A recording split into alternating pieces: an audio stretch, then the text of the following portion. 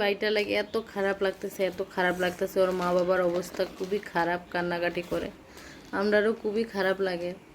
পরে চিনি না, কিন্তু ভিডিওতে দেখে যতটুকু চিনি তাতে মানে মনটাতে এত বেশি খারাপ লাগে, খুব বেশি মানে দুঃখ লাগে।